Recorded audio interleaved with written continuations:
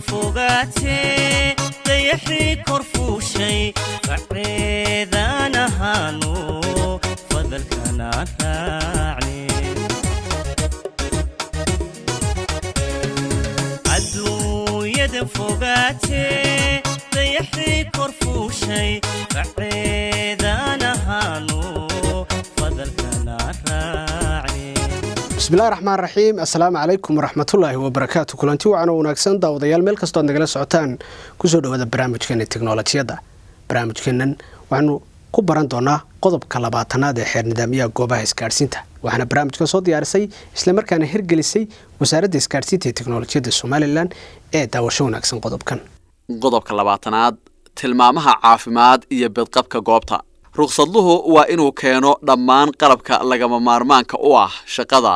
ee ay adeegsanayaan shaqaaluhu ee la xiriira badqabkooda wasaaraddu waa in ay hubisaa in ruqsadluhu dhigay halka laga dhisayo goob isgaarsiineed qalab badbaado oo ku filan kuna habboon taasi oo uu ka mid yahay dabdamiska iyo agabka gurmadka degdega ah dhammaan dhiska taawarada iyo dhismayaasha dhaadheer si loo helo badqabka shaqaalaha waa in ay noqdaan dadka ka shaqeynaya kuwa u tababaran ugu yaraan 2 qof waa inay joogaan goobta markasta oo meel dheer la furayo wax shaqo ah lagama qaban karo goobaha qodobada sare ku xusan xilliyada ay hawadu xun tahay ama la rajeynayo in xawaaraha dabayshu ka badan karo 50 kilomitir saacadiiba dhammaan qalabka korontada iyo kuwa farsamo iyada oo aan la xadidayn noocyadooda waa inay noqdaan kuwa si fiican u shaqeynaya waqti kasta oo la adeegsanayo qalabka korontada waa inuu noqdaa mid u sahlaya shaqaalaha shaqada ay qabanayaan goobaha alxanka waa in laga helaa mar kastaba qalabka badbaado sida ku xusan faqradda 1aad ee qodobkan dhammaan goobaha lagaga shaqeeyo alxanka jarista agabyada kala duwan iyo meelaha wax lagu kululeeyo waa in ruqsadluhu siyaasad cad u dejiyaa si waafaqsan hanaanka wanaagsan ee warshadeynta sanduuqa gurmadka degdega ah waa in uu goobta yaalaa mar kasta isla markaasina shaqaaluhu ay ka warhayaan goobta uu yaallo aqoonna u leeyihiin habsami u adeegsiga qalabkaasi goob kasta oo shaqo laga qabanayo waa in la hubiyaa marka hore in shaqaaluhu adeegsan karaan qalabka gurmadka degdega ah intaasi hadaynu daawadayaal ka nimaadno qaybta hore ee barnaamijkeena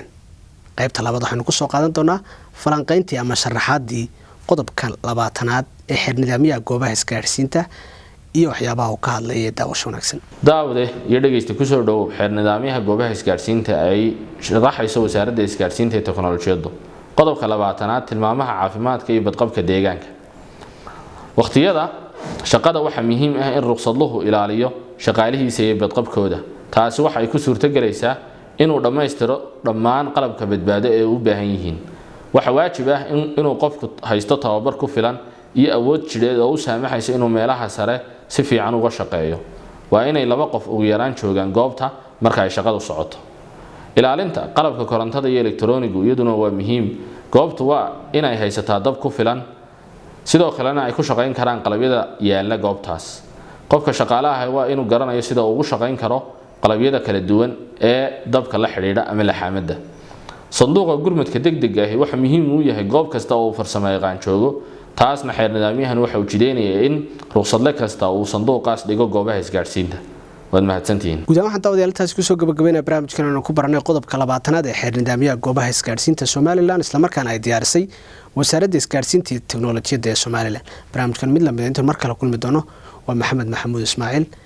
oo duubay muuqaalka barnaamijkan habeyntii isku dubaridka Cabdi Maxamuud Maxamed Cabdi Safaan iyo anigu Xamse Ciidiye Sakariya Axmed iyo Cabdi Casiis Mursal Baa dhamaantayo waxaan idinka tagnaa assalaamu calaykum waraxmatullaahi wabarakaatuh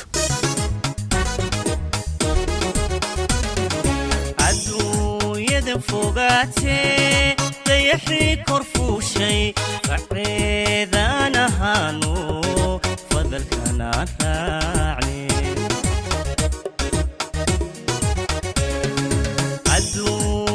فوقاتي ضيحي كرفوشي فعيد